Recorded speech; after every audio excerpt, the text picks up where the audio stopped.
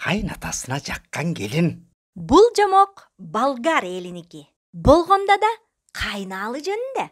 Кайналы эмне экенин билесиңерби, балдар? Кайналы дегенибиз кадимки слива. Кээси аны кара өрүк дейт. Үйүндө бакчасы гүлдөгөн чал болуптур. Бакчасында кайналы толо өссө экен.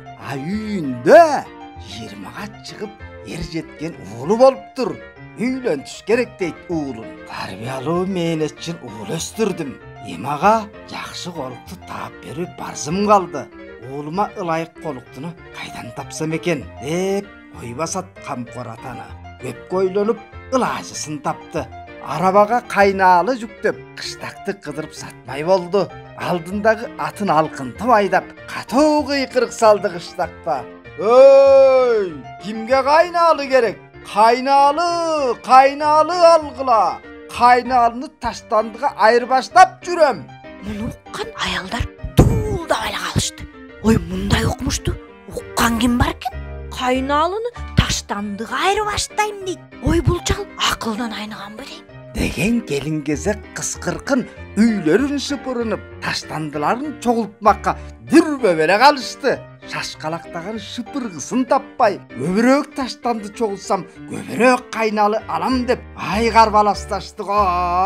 Эми таштанда табылбачы оокат бекен жайнайт да.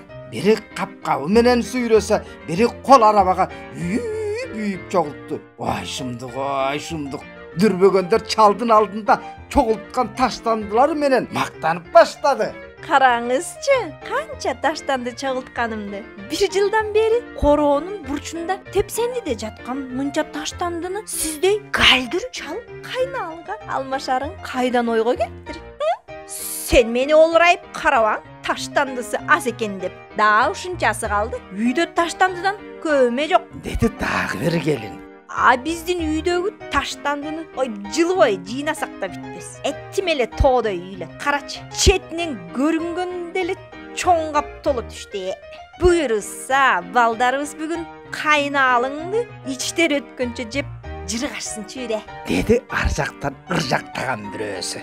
Чал элдин таштандыларын жыйнатып, баарын кайналга карк кылды. Буга өзү да күлдү, аялдар да каткырды. Ага баары ыраазы болушту. Жарпылары жазылды. Арабасына таштанды толуп калды. Кайналысы калбады.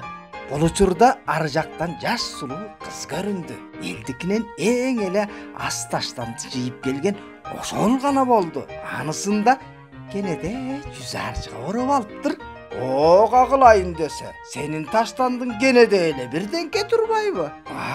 Мынчалык аз шыпырынды үчүн мен сага кайдагы кайналымды карматам, деди кексе кары.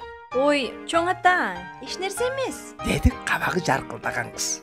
Үйүбүздө таштанды жок эле. Муну да мага жардам кылганым үчүн кошуналарым берди. Муну канчал ичинен кымыңдады. Демек өз үйүнөн таштанды көтөрүп келбеген бул кыздын үйүндө кылда жатпаганына бир күндө ишенди.